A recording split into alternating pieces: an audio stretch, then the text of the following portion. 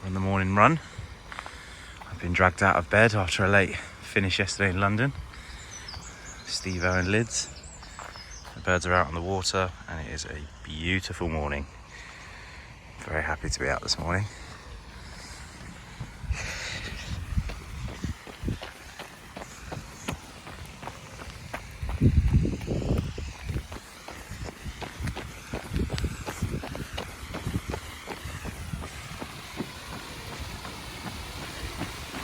We've come home from our run and it's an absolutely beautiful morning in the garden. Terrace bed's looking very lovely. Chicks are out. Boys are out, Lumi's out and about. A little bit more of this weather would do very nicely over the weekend. Good morning, Porty.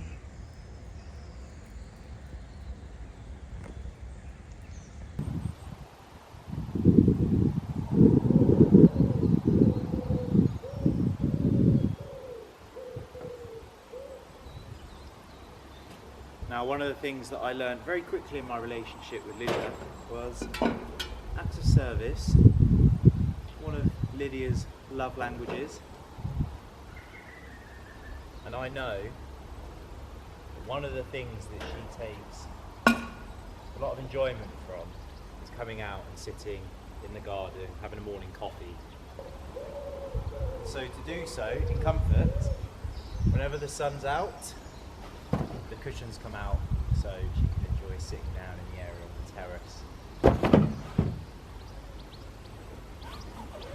And also, quite often than not, in the evenings as well, we'll both come out here. Lydia will be reading a book, I'll be getting lost on my phone. We do need to work on a home for this stuff because it's quite difficult to take it down into the basement every time, and it could live in the shed.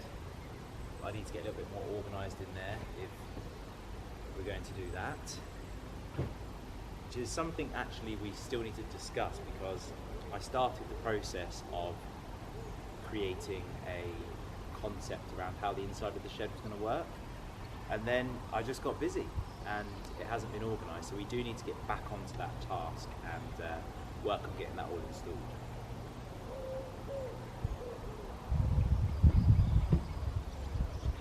Well, this morning I thought I would get out into the garden and make the most of this weather. That was one of the jobs that I wanted to get done. Nice and simple, happy days. Lily's actually in London today, and so when she comes back later, you'll put a smile on her face when she sees that they're out on the terrace.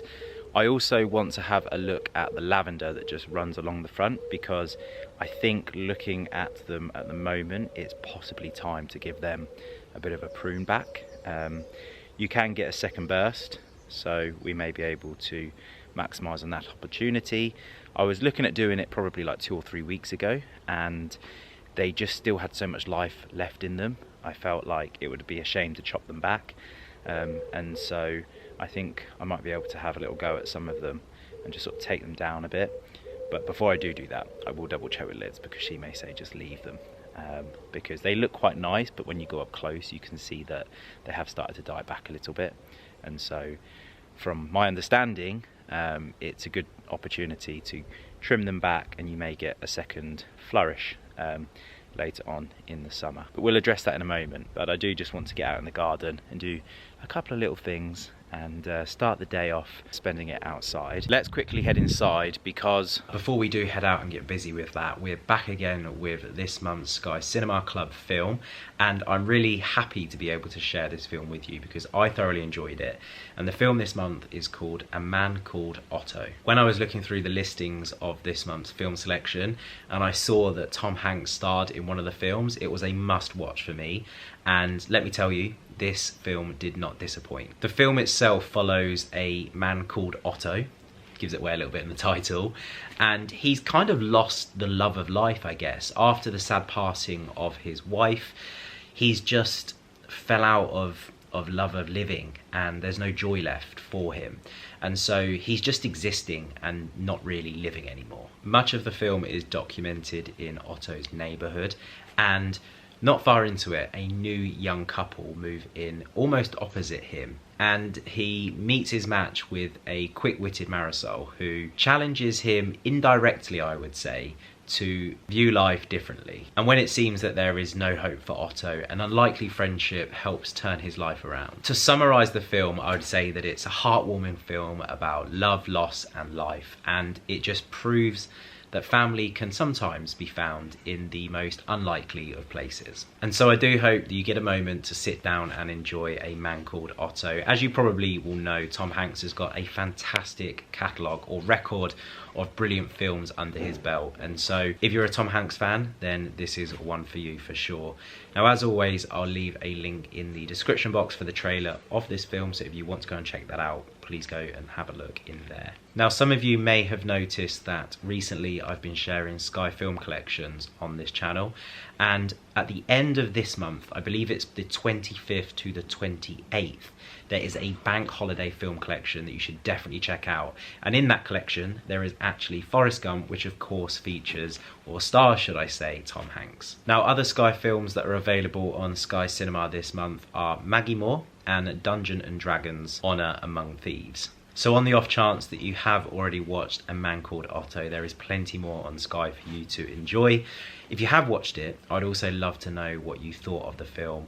And of course, if there is anything else that you think that I should be watching on Sky, because there is an abundance of films on there to sit down and enjoy. And whilst I haven't had lots of time over the last month to sit down and watch movies, I have managed to get a couple in. I've also been making full use of the Sky Glass playlist function, and I've got a few lined up ready to go as well. Now, as always, I look forward to bringing you much more from Sky next month, but for now, we're going to head back into the garden and take a look at this lavender, which, as you can see, is looking very lovely. I'd say that it's very much still in its infant state.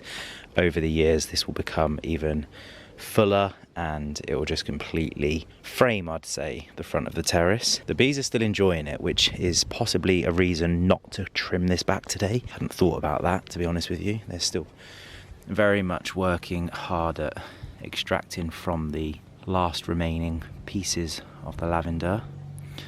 Ooh, I don't actually think I should trim this back. It looks like they're having a great time still on there. But you'll see what I mean. If you take a look, you'll see that lots of the bud, or the flower should I say, has died, and there's just a few remaining, you know, just literally like a handful of flowers left on each head, and so it's starting to brown up. And so from my understanding, what you do at this time of year is you take this growth all the way back to the base or the foundation without going into any new growth, or without going too deep into there as well, and then we'll get some new growth come through, which would then obviously mean that the bees would be able to benefit from a second flourish. Would actually be more beneficial, I'm sure, later on in the year, having a second flourish than this one dying out and not being used. So that's also a consideration as well. So perhaps what it may be worth doing is making a quick call, asking the question. Nicholson's are also very helpful as well, so maybe I'll just ask for their opinion on this and see what sort of general feedback it. From my understanding in the past, we've only ever taken lavender back for its winter cut, and that's it, and we just allow it to do its thing until it goes over. But I've been seeing a lot of things online, whether they're right or not, that you can take this back around this time of the year. Actually, do you know what, really the back end of last month probably would have been when lots of people would have done that potentially, and you'd have got a second flourish. So I'll make some calls and find out what the thoughts are, but let's see what the boss has to say. Hello? Hiya, you alright? Yeah, you? Yeah, just quickly, on the terrace, the lavender is like 75 to 80% overrun. Does that make sense? Overrun? Yeah, like it's gone. It's like starting to go brown. Right. There are still like bees and stuff on it, so that, you know, there's still some flowers on there. I was watching something the other day that was saying that you can trim it back and it'll get a second burst. Why don't you phone Nicholson's and ask their advice? Okay, I'll do that then. That's probably better, because if you say, look, I'll do it myself, but... Yeah, is it a good time to do it? Yeah. Because obviously we'll lose the lavender line. Exactly. For now, yeah. But what are you happy? You're right to ask. Are you happy to do that if it is fine? Yeah, absolutely. Okay. If we get a second bloom, absolutely. Yeah, okay, cool. All right, I'll give them a call. Okay, so I've contacted Nicholson's to see if they can give me any advice on the lavender. Whilst I was waiting for a response, which I still haven't heard back from them, I found the video that I had originally seen regarding pruning your lavender, and it definitely doesn't come back. So it doesn't flower again and have like a second wind, which definitely changes things a little bit. The idea of pruning it back around this time of the year, I think, is just to sort of preserve and also help the plant actually overwinter, because you allow it to have a couple of inches to grow from now until that sort of dormant time of the year, where that will help protect it from the frosts, and next year you'll have a thriving lavender plant essentially. And so I personally, with the knowledge knowing that this won't come back again this year, I feel like even though it is starting to go to seed, I think we should just leave it for maybe like another 4 weeks or so, and then think about giving it a bit of a hard prune. So we'll see. My phone's just gone. That's probably Nicholson's. It is.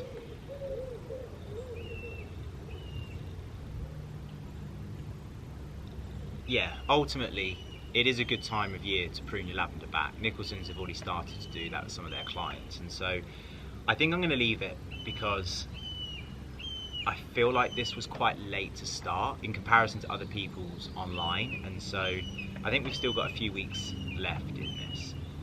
Let me know in the comment section whether you think I should get onto this job quicker, but we are very much around the time where this does need pruning back. These also need a lot of deheading, and so I'm going to work my way along and dehead these roses because they're still doing very well, and we'll continue to get these to flower and come through. I'll be looking for the closest 5-leaf junction, cutting at a 45-degree angle just above that, and we'll keep this coming through for hopefully the next couple of months. So we'll see how we go, but I'm just going to work my way along, and at least we've done a little something on these beds running through here. I could possibly also do with just giving the actual bed itself a bit of a tidy up, get rid of any dead leaves or any weeds that are growing in. So we'll just work our way along and have a little tidy up.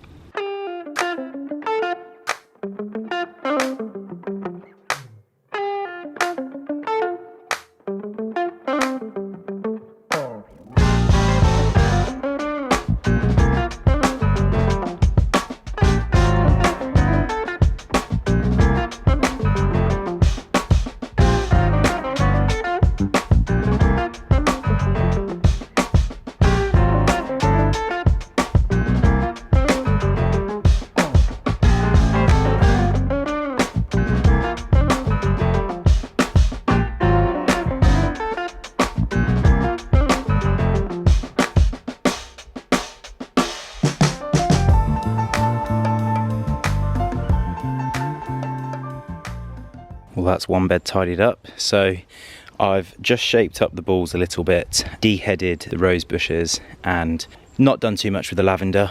I am going to have to give those a good prune, probably, as I mentioned, in the next month or so. Trimmed up the grass at the front, not really dug in to the soil or turned it over or anything. I've just cleaned it up with my hands, just dragged away any dead leaves from the roses, the seedy dry bits of lavender and some grass cuttings, so it's looking a lot tidier. That's a good job done. I'm going to move over and do this bed. This is a good before and after, really. This is what it looks like at the moment. So again, we're just going to shape up that ball, create a bit of separation in here between each of the plants, take that bit of grass off that the lawnmower misses, and just might work my way down. I was going to do a quick soil test as well, because I've noticed that this ball at the end is looking like it's dying at the back, so may mean that it's collecting too much water or it's too dry. So we'll go down and have a feel. I wouldn't say it's too bad actually. Actually, there's nothing coming out of it. It's compacting. I'd say that's actually, in terms of watering, it's doing really well. So I'll have to work out why that's looking a little bit dead on the back there. We'll see. Another question to ask, but the soil in itself actually feels fine, so I'll ask some questions on that one. A lovely way to spend the day, I have to say. If you have access to a garden, even if it's not your own, and you can go and give couple of hours to just tidy places up, it's so therapeutic and relaxing and very rewarding as well, because you can literally instantly see the improvements that are made in an area. So I'm going to go and put some shorts on because I'm currently in joggers, socks and a polo, and it's way too hot for that. So I'm going to stick some shorts on and enjoy the sun whilst we're doing this slightly larger bed. Good morning. It's been a while since we've made our way down to London, but today is that day. It's a lovely day for it as well. The sun is shining. We've had some miserable weather building up to this week, and so it feels nice to be back in some summer clobber. I'm actually wearing a lot of linen today. No, I'm not. My trousers aren't linen. I always think these are linen because they're the City 2 pinces. These are actually a cotton blend. This is linen, and this is from Proper Cloth. The trousers are from Loro Piana. My belt today is from Our Legacy and the vest's from Jockey. And I'm heading down to London because I was invited a few weeks ago to visit a company in Coalyard called Lestrange. And they're a company that essentially specialise in sustainable fashion. And I don't want to lose you when I say sustainable, because what the company are doing seems to be incredibly innovative and very forward thinking and very considered. And it's actually really interesting to have this conversation with you right now, because recently there's been lots of trigger points and I feel like I've been reminded to be conscious in consumption, and it's very much derived from conversations with Lydia. Lydia's been listening to the Minimalist podcast, and also she's been actioning some things in her wardrobe which she's enlightened me about as well. And so it's a conversation that I'd like to further have with you guys here, because I feel like sustainability, minimalist or minimalism, essentialism, they're all quite taboo words. People can switch off really quickly. You're either really into it or you're completely disinterested. And I think that, and I hope that we can have a conversation here which finds that middle ground, because I know that I follow a few people online that are very much invested and involved in pushing that message. But it can be quite extreme, it can be quite overwhelming, it can feel like you're being spoken at rather than having a conversation with. Lots of pointing fingers away and not inwards. And of course there are lots of facets to life and times in which all of us, even the wokest of the woke, will have slightly lower levels of expectations met. And I think that it's important that we have positive, welcoming and open conversations about how we can live better. And I hope to do that by leading by example, as opposed to sitting here and telling you what you guys should or shouldn't be doing, because ultimately it's completely up to you. It's your life and you make the decisions that you feel best suit what your interests are, what your passions and what your ethos is and so forth. And for me personally, I think that there are so many benefits that can be had from positive change and making decisions that can increase and improve the quality of my life. And I hope that I can show you how they're improving my life rather than telling you that they're going to improve yours, because that's not always going to be the case. And so one of the biggest focuses I think that Lids and I have kind of had over the last year or two has been very much trying to have a more wholesome approach to life. Hello, my darling.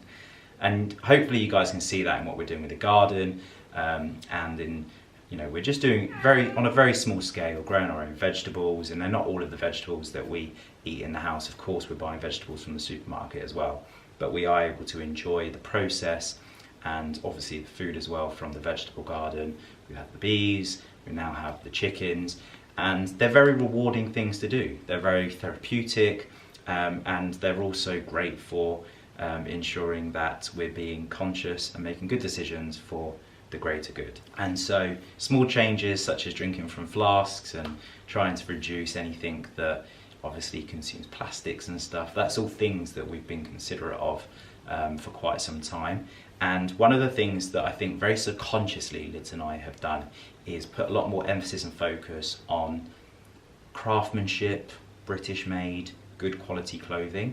And I think that that's something that I really enjoyed discovering last autumn winter time. Spent a lot more time on the row, and discovering brands like Anderson and Shepherd, and Tom Sweeney and the like. And so that's been a really fun and exciting sort of process to go down. I was thinking earlier about my new and Lingwood overcoat that I brought. That jacket, I just cannot ever see that jacket not being a jacket that makes me feel special when I wear it. It's a very timeless piece. It's in a navy. It's a very safe colour, and it's just unbelievably well made. And so I think that that side of things has always been in motion and something that we've been building. And of course these things take time. We're by far not perfect. And of course, as I'm wearing today, you can find incredible clothing from around the globe. It doesn't just have to be British, but we've just enjoyed shopping British recently.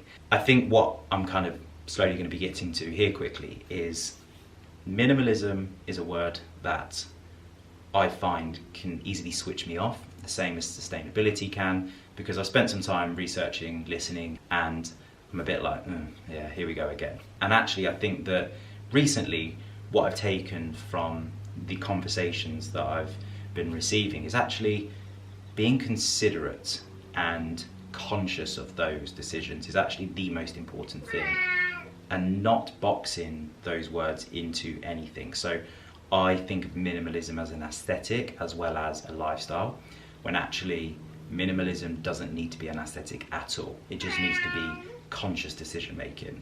And so that's something that we can talk a bit more in detail about, how I evolve my understanding and way of thinking around that.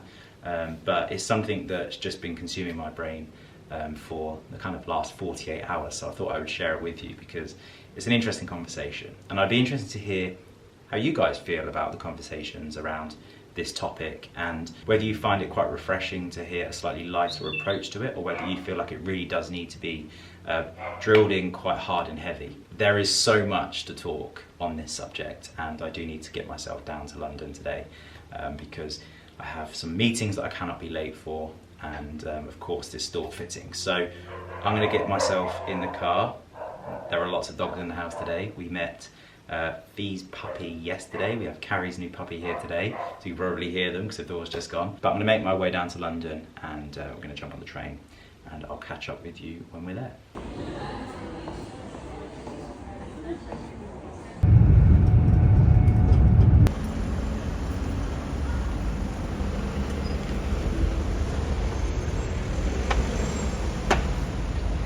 Right, well, we've just arrived to the coal yard. It's been a while since I've headed over to here. I forgot how cool this place is.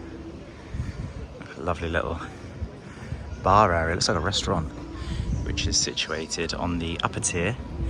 Today, or later on today, we're going to be heading to Lestrange, which is flat bang in the middle here. But we're just going to head to somewhere a little bit quieter, just to take a couple of snaps, and then we'll get some food before heading into the store.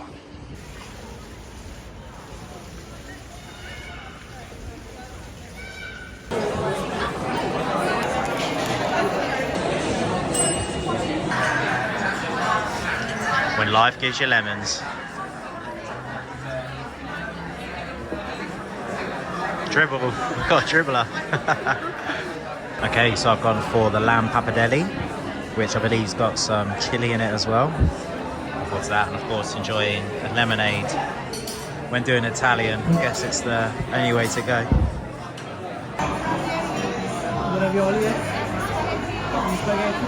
Delicious. 2 affogatos.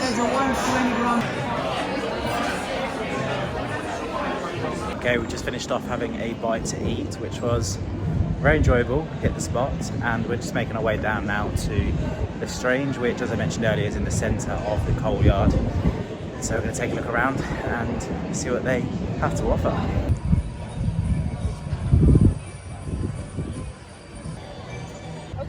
Okay, so we're just going to take a look inside the store.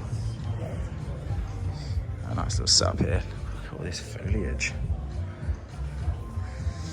So one thing you'll notice when you look at the collection is, in particular, the colour palette. So they've got a very consistent neutral colour palette, and of course this increases versatility in the wardrobe, which is very important when we're trying to achieve a minimal style wardrobe, and it also explains a lot as well why I have quite a neutral palette in my wardrobe as well. I get a little bit of a hard time online about wearing lots of browns and creams, and that is just purely because it makes my wardrobe more versatile. I've just selected a few pieces which I'm going to go and try in a second. The guys here have two pieces that they're particularly well known for, and one of those is the 24-hour trousers, which you can see stacked up here. These are their relaxed fit, and then over here they have their slim fit. They've got two different weights, so you've got a 6 ounce and a 9 ounce. So of course the 9 ounce will be more suitable for autumn winter, and then the 6 ounce will be much better for spring summer. A variation of t-shirt, so this is slightly more relaxed fit. I'll tell you what this is called. So this is the Tencel tee, and as you can see it's got a nice scooped collar on it, nothing too drastic.